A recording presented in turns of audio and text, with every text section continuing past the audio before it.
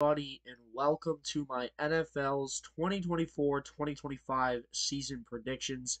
This is on the O-Meister channel. Of course, I am not the O-Meister. My name is Thomas Bailey, a good friend of the O-Meister, Owen. So, hopefully you guys enjoy this. Owen made a video a couple days ago, so if you guys didn't see it yet, you guys should definitely go check that out down below before you see this one, or you can watch them both at the exact same time. However, here we are, 2024-25 season right around the corner. A lot of up and downs for these few teams that we're going to talk about today. We're going to go through the AFC NFC standings. We're going to go through the playoff predictions, and then I'm going to give you my final scores for each game of each round of the NFL's playoffs. So without further ado, let's hop into it here. We're going to start in the AFC side of things, where I have the one-seeded Kansas City Chiefs.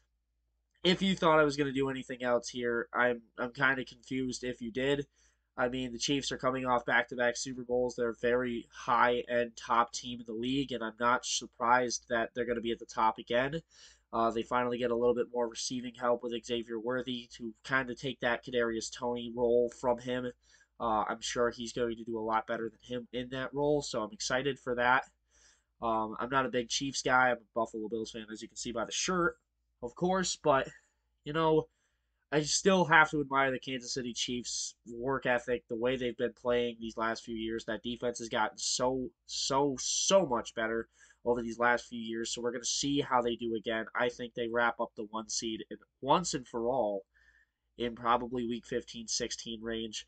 Number two, I got the Baltimore Ravens. I think that the Bengals and the Ravens are going to duke it out for the division for 90% of the year. I think it's going to be a very tough division as you see the Browns and Steelers at 9 and 10. This is clearly the best division in football right now, in the AFC side of things at least. And without any question here, I think I have to go the Ravens over the Bengals. I think they just got a little bit better of a defense, and the offense I think is going to be very good as well, especially in the regular season. We know how good Lamar is. Uh, Third, now we got the Buffalo Bills, my favorite team, and a lot of people may question this placement here, maybe think that I'm being a little biased, but in my opinion, without the diva that is Stephon Diggs, I feel like without having to look his way every single play, Josh Allen's not going to have to force the ball to him and make poor decisions. And I'm not blaming all of the interceptions and turnovers that Josh Allen has on Stephon Diggs by no means, but I do think that it can play a factor, especially with Gabriel Davis too. I really like the new look offense for the Buffalo Bills. I think they're going to do great this year. I think Keon Coleman's already looking great in camp. Khalil Shakir is a prime breakout candidate. Dalton Kincaid in year two should only step up from year one. We still have guys like Dawson Knox and James Cook as well to help shoulder the load of that Buffalo offense with the offensive coordinator Joe Brady. I think the Bills are going to get the job done in the AFC East again. And while there is a lot of turmoil in that division, a lot of very good teams with the Jets and the Dolphins there as well, I do think Buffalo claws out a division title for at least one more season. Next up, the Houston Texans at number four, and I'm kind of in between putting them a little bit lower here. I'm not as big on the CJ Stroud hype as some people are. I really do like the kid, but I feel like he's going to take a small step back this year. I don't think we're going to see amazing stats like we did in year one. While the addition of Stephon Diggs is a good one, and a lot of stuff happened on the defense with Danielle Hunter, I really like that addition for them. I still think that this is going to be another decent year for the Texans. I'm just not sure if they take that Super Bowl jump yet. I do think they're a very good team. Definitely could be in the mix for 90% of the year. They're going to be, and I think that they're going to wrap up the division for the first time in a few years. We're going to see someone win the division back to back seasons. So that's exciting for them. Number five, we got the Bengals. Man, I already explained it. They're playing the hardest division in football, in my opinion, the AFC North. I think the Ravens are going to lock up that division, but I don't think that the Bengals miss the playoffs again. Joe Burrow, if he can stay healthy, I think leads them to at least 11 wins. Probably 10 to 11 is where I would expect for the Bengals to be at least this year. I feel like anything lower than that is a very sad season for Cincinnati, but I'm expecting them to be in the mix for 90% of the year, so we'll see how they do. Next up, we got the New Jersey Jets, baby. That's an Owen special right there. It's technically the New York Jets, of course, but we like to poke fun at them for playing in East Rutherford. So that's going to stay there. New Jersey Jets, baby. They are the 6th seed in my predictions. I think Rodgers is going to have a nice season coming back from the injury. Yes, he's 40 years old. Yes, he just tore his Achilles. But I think that Jets defense is so good. And with anybody but Zach Wilson at quarterback, I feel like they can at least get 8 or 9 wins, let alone a two-time MVP in the last 4 or 5 years. So I think the Jets definitely sneak in here. And number 7, I had so many teams to choose from here. Really, 7 through 12 is so close for me. Maybe 10, but still, I think 11 and 12 with the Colts and Raiders there. They're close. I go with the Jacksonville Jaguars in this one. I think they did too much in the offseason to not make it here. I feel like their defense is a little bit better than the Dolphins, and I think their offense, if Trevor Lawrence can take that step, they can be an amazing football team and maybe lock up the 4th seed with the placement of Houston Texans falling. But I think at least in this one, we're going to stay a little more realistic, in my opinion, and not bank on a Trevor Lawrence breakout season. And we're going to put him at the 7th seed in the playoffs, meaning that Baltimore will play Jacksonville, Buffalo against the Jets, and then Texans Bengals, which is going to be a doozy. We'll see how that all turns out in a few. But number 8, we have the Miami Dolphins, 9 the Browns, 10 the Steelers, 11 the Colts, and 12 the Raiders. Like I said, I think these teams are all very good, but there's just something wrong with them. For the Dolphins, I don't think that pass rush is going to be as great now without Christian Wilkins there. I feel like the defensive secondary is not going to be able to hold up for nearly as long as most people think they can. I think they're going to find themselves in a lot of shootouts this year where they're going to have to put up more points than the other team. And while I think they can in most games, I'm just saying I feel like some of these harder games against a team like the Bills or the Chiefs, which they've struggled with in the past, I feel like are going to be very difficult wins for them. And I feel like that inevitably is going to take them out of the playoff race. Cleveland here in Pittsburgh, I feel like is the quarterback situation. We've said it for years now. Deshaun Watson, I don't think's going to turn into that player again. Realistically, he after the allegations came out of the sexual assault cases and things like that, he just hasn't been the same player on the field. And because of that, you're going to have a lot of problems for the Browns this year, especially if Nick Chubb misses most of the year, like he could potentially. And so that's going to be a tough bounce back for Nick Chubb to make and shoulder the load on the offense as well. So I feel like they fall out of the playoff race, especially playing in the hardest division with the Ravens and Bengals and Steelers also in it. Speaking of the Steelers, they're the 10 seed here. I feel like it's close for them. I feel like they're going to finish 9 and 8 again. Death, taxes, and Mike Tomlin finishing with a winning record, but I feel like Pittsburgh is going to be a decent team this year. It's just I'm not sure if they can take that step to the playoffs. Colts, I like Richardson. I think that defense is just a little bit too young. If you can get some more help in the secondary right there, Nick Cross, the safety out of Maryland, should be fine. But I mean, is that really who you want your starting safety to be? Is Nick Cross? Do you really want a Julius Brents who's only going into year 2 as your second corner on the depth chart behind Kenny Moore? It's not a spot you want to be in if you're the Colts. I feel like they're going to find themselves in a similar spot with the Dolphins, but I don't think they can do as much as the Dolphins can on offense. That's why they're down here at 11. 12, while I really like the stash man, Gardner Minshew, I don't see them becoming too great. Like I said, with the Dolphins not having Wilkins, that's going to be an issue. So, yes, the defense should improve with Christian Wilkins on that side. It's just I'm a little nervous that it might have been a false breakout for him last year.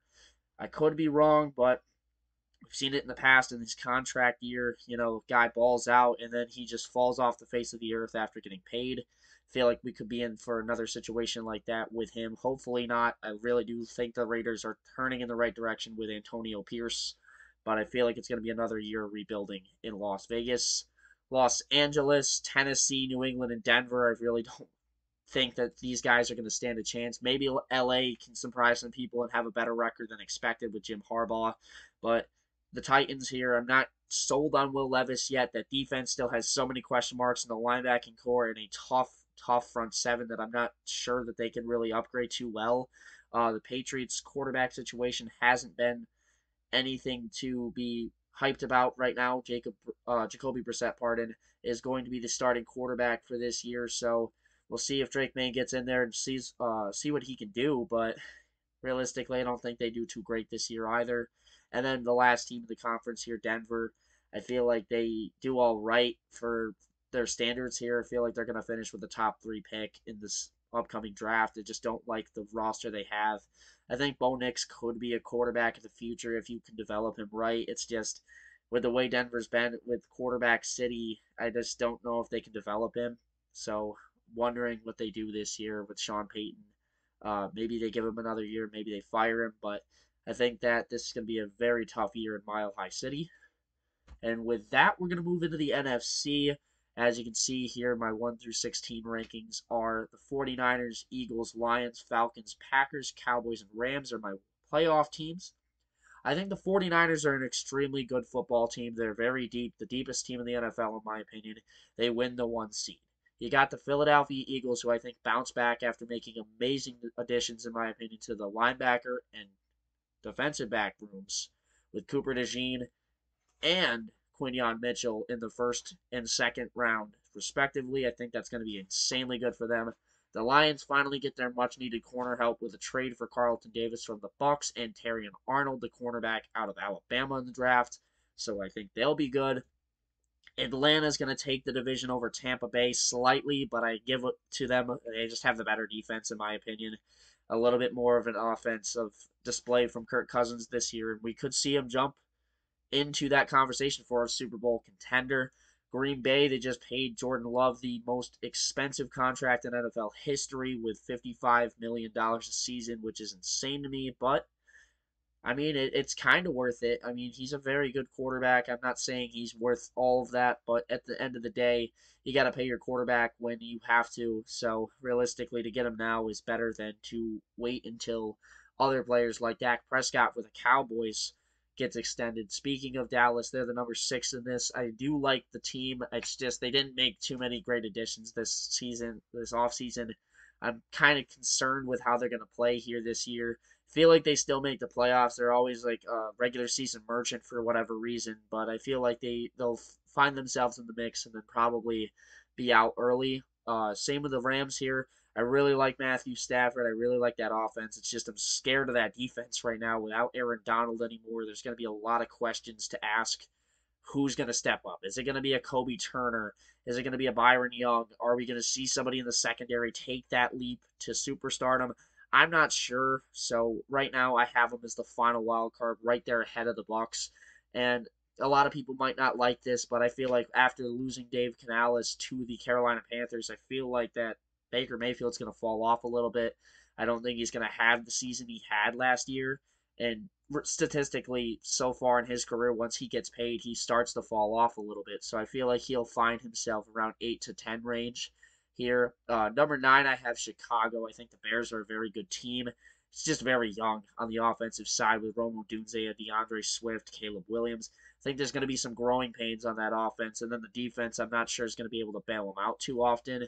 I do like the front 7 there with Montez Sweat, but still, I'm a little concerned with what they're going to end up doing at the end of the day. So I think that 9 is fair considering they play with the Lions and Packers in the same division. Moving on to number 10, the Minnesota Vikings. J.J. McCarthy is going to be the main reason why the Vikings are good or bad this year. I feel like his season's going to depend on what the Vikings do this year. I think that he's average. I think he's okay. So I'm going to put him at 10 here. I think that he's serviceable to get him wins against the teams like the Giants, the Panthers, Cardinals. Maybe a win against the Bears if they're lucky in that division. Could surprise somebody and beat the Lions or Packers. I doubt it, but still. I feel like they have a decent season. I'm saying 5, 6, maybe 7 or 8 wins. I think 7 or 8 is their ceiling, though. I don't think they make the playoffs this year.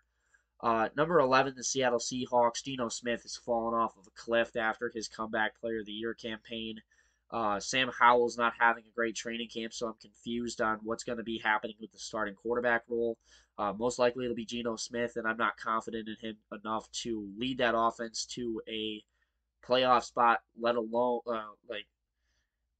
a wild card, really, with the 49ers and the Rams in that same division. The Cardinals are starting to make moves, so maybe the Cardinals make a play against them. So realistically, I'm not sure what the Seahawks will do. I think they'll be okay, but I'm not expecting anything crazy. Washington, I'm not super sold on Jane Daniels. You've seen it in the past on this channel. I'm not too big of a fan of him. I really like his upside. It's just, this is RG3 2.0 in my opinion. Feel like he's going to be a lot like Anthony Richardson last year, where week 4, week 5, we could see him get injured and he's done for the year, and the Commanders' season is practically over at that point. So it should be a decent year for the Commanders. I like what they did on the defensive side of the ball in free agency and the draft, but we'll see how their season goes. 13, 14, 15, and 16, the Saints, Cardinals, Giants, and Panthers. Really, the Saints, Cardinals, I could have flipped. I think that they're very even teams. Really, 10 through 14 are very similar to me. I think you could shuffle through them. But I think the Saints end up as a little bit better due to their defense being a little bit more developed, a little bit more older and veteran leadership on that side with Demario Davis, with Marshawn Lattimore, with Cameron Jordan. And I think that they get the job done and finish with 13. Really, job done is not too well, but it's all right. I think that this is the year that Dennis Allen is fired finally. I think the Saints need a change. I think they need an offensive minded guy in there. I really would have liked Eric Bieniemy a few years ago, but unfortunately they didn't go with that. So we'll see what they decide to do with the head coach spot. But for now, I have them at 13. 14, the Cardinals. I think they're a very decent team. It's just not sure how good Kyler Murray is going to click on that offense. I like Trey McBride and Marvin Harrison for weapons, but outside of that, they don't have a good line. They don't have many other weapons, and so it's going to be difficult to figure out what they do. Number 16 and 15 here, the basement dwellers, really, the Giants and the Panthers. The Giants' offense is what's got them this low. I really like their front seven. Kayvon Thibodeau, Brian Burns, Dexter Lawrence in the middle. That is just amazing, but I can't bring myself to think that if they don't get sacks immediately, that the pass rush is going to basically determine how good the defense is, because the linebacking core is not too great outside of Bobby Okereke, and then the secondary is still very young. And so I'm kind of concerned with that. On the offensive side, of course, Daniel Jones is heading the offense, and with him as the quarterback, I'm not sure how good Malik Neighbors will be in his rookie year, and I really don't like the rest of the roster too well, so we'll have to see what they do. And then lastly, the Carolina Panthers, I still think they take a step up from last year. I really think that there's only room to improve after the terrible showing they had last year, especially with Dave Canales. I think he can get the most out of Bryce Young, but being that it's still a rebuilding team, being that they're so far away from really contention again, I have to put them last in the conference.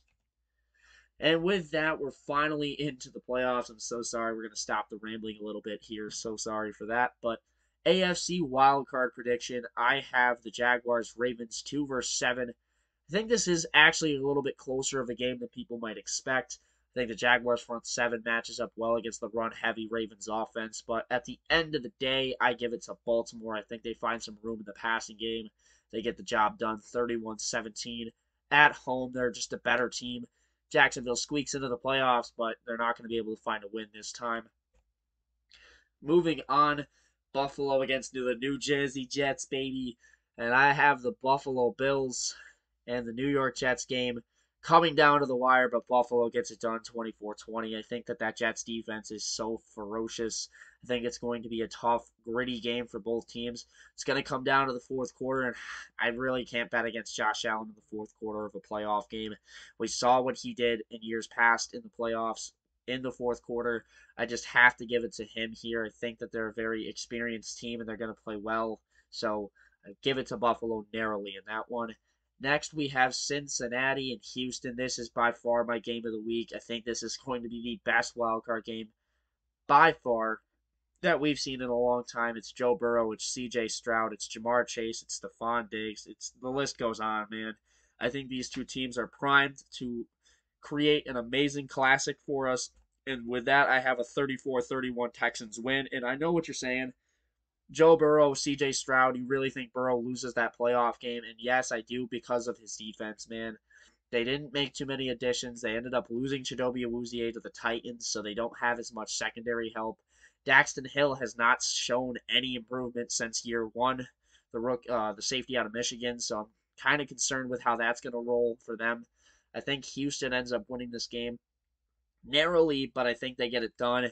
I think this one's going to be a back and forth teeter totter for a lot of people, but give me the Houston Texans defense any day over the Bengals. I think they get the job done in a close one.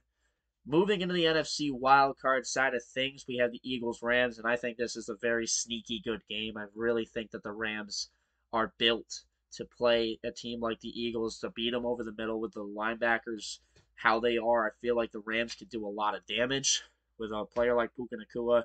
But with that being said, it's the Philadelphia Eagles, man. It's 31, it's 21. I think that the Eagles are going to get the job done in a close one. I feel like this is a lot closer than people expect. I feel like the Rams have it late with a chance to, tie the game, and they just can't do it. I feel like the Eagles go down and put it away, but I feel like this is going to be a very good game nonetheless. I think the 2-7s this year are actually pretty good. So realistically, to see the Rams fall by 10 is actually a lot better than a lot of people will give them credit for. Moving on to the next round, we have the Lions and the Cowboys, man. Like I said, the Cowboys are a regular season merchant. They're the sixth seed in this, and then the Lions winning the division again. They're going to have the number 3 seed. Give me the Lions 34-20, man. I don't see how the Cowboys are going to put it together in a year where they lost so many pieces on that defense. They lost Tyler Biadasz, their center. They lost Tyron Smith to the Jets, so there's a lot of problems on that line now. I really think that Aiden Hutchinson's going to have a field day in this game. I think Goff and Amon-Ra connect a couple times for some TDs. I think the Lions handle them easily in the wild card round. And then lastly, we have the Falcons and the Packers. I think this is such a close game. You could really go either way here. But I ended up giving it to the Green Bay Packers 24-17. What we saw from Jordan Love last year in the wild card round, I feel like doesn't get replicated. But I still think that he has a great performance in this game. I think that Kirk Cousins fails to shine bright when the lights call for him. And I feel like that's going to cost him this game here. I feel like Cousins throws a pick or two in this one. I feel like it's going to cost him. I think it's a close game because of that Packers and Falcons defenses, but I think that the Packers narrowly edged them out 24-17. Now we have the AFC divisional round. We have the Buffalo Bills and the Baltimore Ravens. The last time the Bills and Ravens played in a playoff game was the divisional round as well, Buffalo winning 17-3. While I don't think it's like that this time, considering it's in Baltimore, I think Buffalo handles business 28-21. And yes, I know I'm a Bills fan, and a lot of people are like, AFC Championship for the Bills is a little bit crazy. And I understand that, but at the end of the day, I think Josh Allen's an amazing quarterback in the playoffs. I feel like Lamar Jackson is constantly choking games in the playoffs. I feel like once it comes down to it and he has to throw the football more often than running, it's going to cost him a playoff game, and I feel like it happens earlier than it did last year. I feel like the Bills learned from what the Chiefs did to him last season, and they get the job done in this one. I still think it's such a close game. I think Allen and the Bills narrowly take advantage at the end, and they hold on to win it 28-21.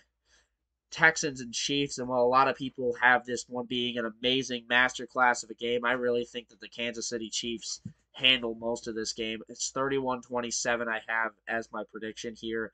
I just think that the CJ Stroud-led Texans are just a little too young. They're a lot like the Oklahoma City Thunder in the NBA to me, where they're just a young team that are starting to become superstars, but there's a lot of question marks. I feel like the Chiefs are just that well-oiled machine that just keeps winning and winning and winning.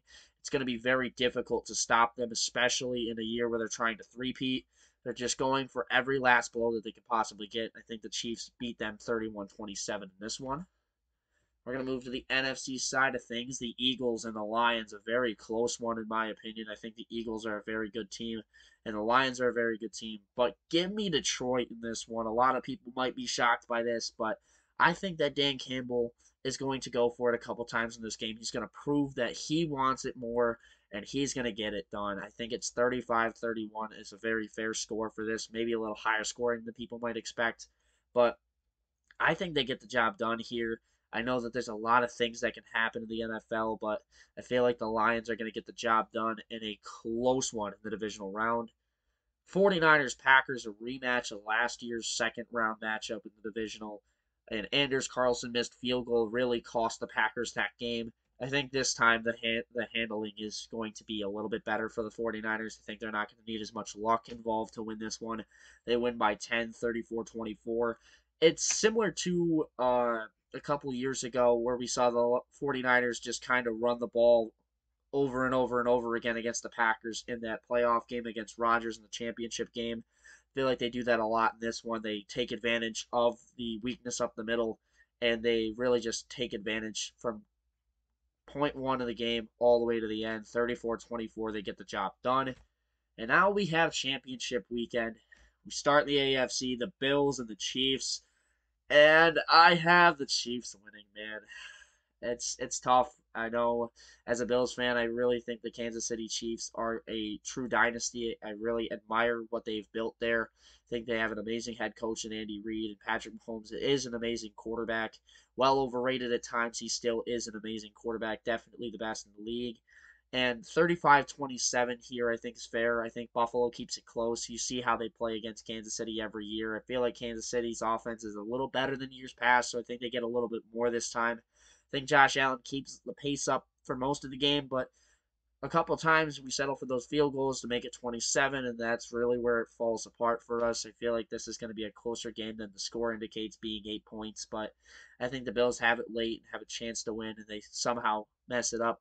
But at the end of the day, I think Kansas City is such a deep team, and they're headed back to the Super Bowl in Super Bowl 59 in my predictions. Now, in the NFC side of things, another rematch, this time of last year's championship game, the Niners and the Lions. And I feel like this time the Lions got their number. I feel like Detroit, if they didn't go for it as many times last year, they would have won this game. I think they learned from that this time around and they take it to their advantage. I think they just run the ball very well when they have to. I feel like Jahmyr Gibbs is an amazing running back, a very good receiving threat as well. They work so well off of play action. Jared Goff is the best play action quarterback in the league, in my opinion. You can put that down on the paper if you have to.